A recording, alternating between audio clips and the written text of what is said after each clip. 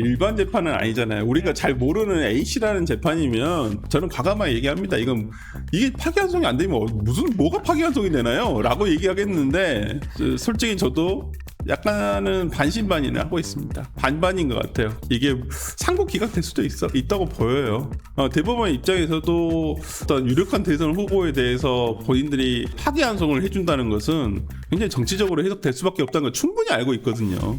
그리고 이제 뭐 무죄가 상고 기각을 하더라도 정치적으로 해석된다는 것도 알아요. 하지만 국정의 안정이라든지 이런 부분을 생각하지 않을 수는 없기 때문에 저는 뭐 오로지 법리적인 판단만 들어갈까, 정무적인 판단이 좀 더해지지 않을까.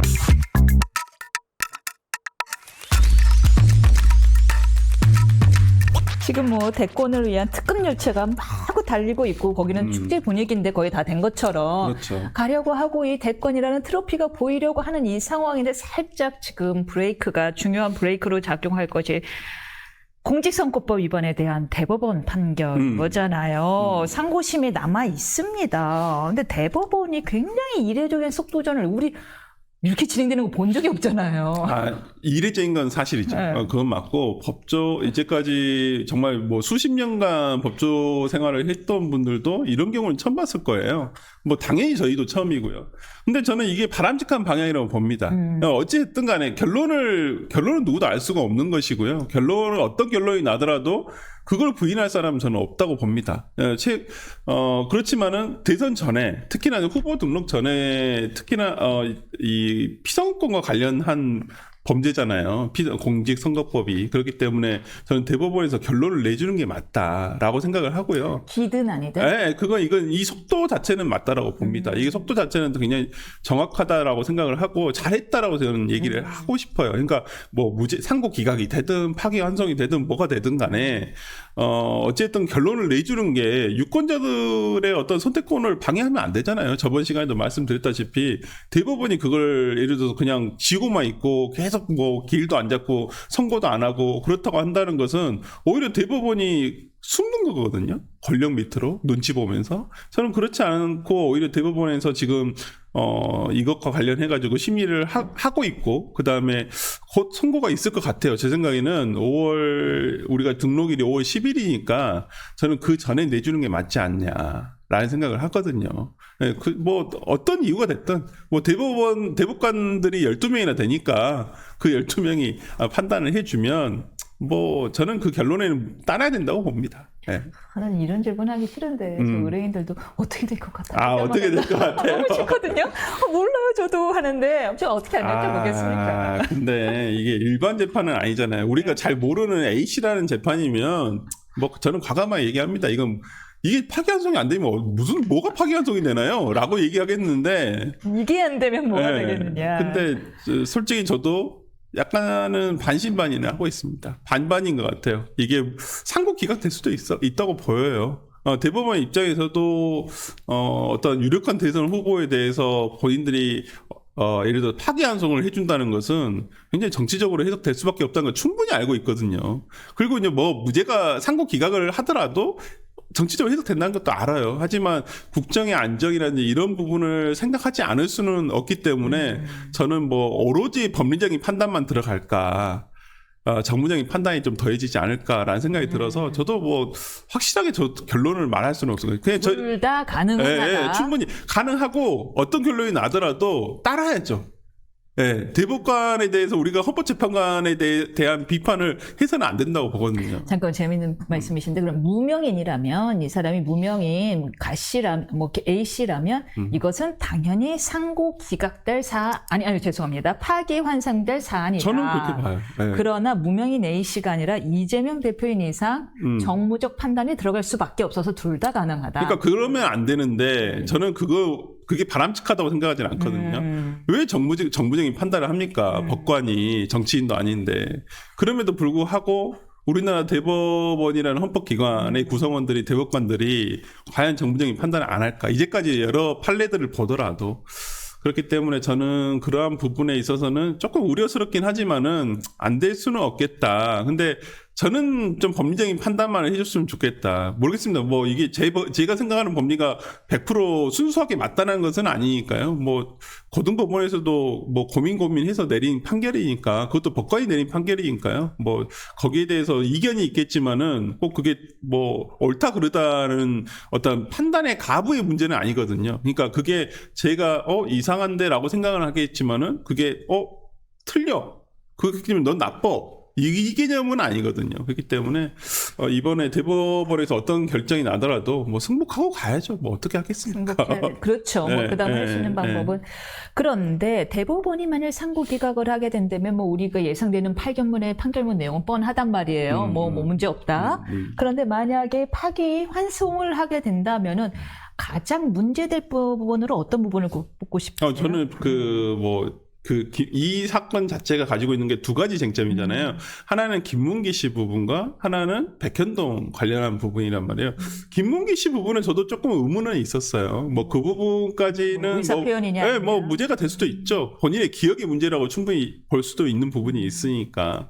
근데 이제 백현동 관련 부분은 조금 납득이 잘 안 됐던 것은 뭐냐면 이게 그냥 단순히 이 사건에서만 다뤄졌더라면 이해가 될 수도 있는데 이게 김인섭 씨라는 분이 이미 대법원 판결이 확정이 됐잖아요. 근데 그 사건 자체의 배경이 백현동 그렇죠. 이 사건이에요. 이 사건의 아파트가 허가를 받게 되는 과정에서 김인섭 씨가 로비를 통해서 그러니까 그 로비라는 게 공무원인데 성남시 공무원인데 당시에 2층에 성남시 2층에 있는 사람이다라고 은유적으로 얘기를 하지만 그 2층에 누가 있었냐면 정진상 정책실장과 이재명 대표 시장실이 있었어요, 당시에. 그걸 얘기를 했던 것이거든요. 그렇다고 한다면, 일단 대법원에서 미리 거기에 확정을 시켜놓은 거잖아요. 근데 그게 아니라, 그거와 똑같은 사유예요.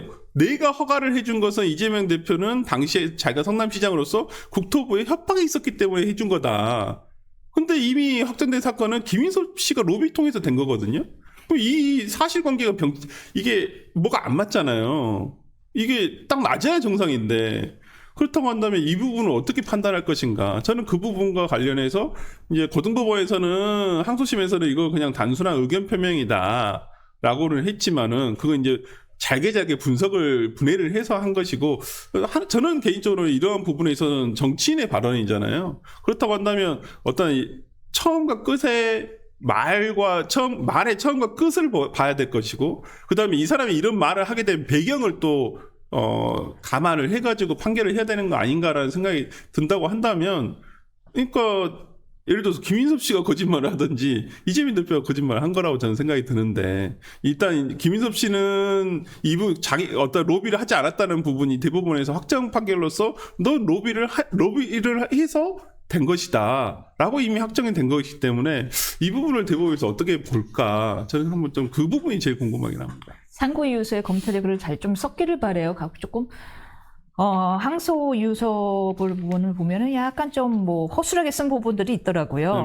논리가 조금 빈약한 부분들이 있는데 그걸 잘 섞기를 바라고 아무튼 듣는 유권자를 기준으로 좀 대법원이 생각해야 되지 않을까 싶습니다. 맞습니다. 그런데 박지원 의원이요 지금 KBS 광주 등의 인터뷰를 통해서 무죄가 정통한 소식통에 들었다. 원심 무죄 확정될 거다라고 거의 확신에 가득 차서 이야기를 했습니다.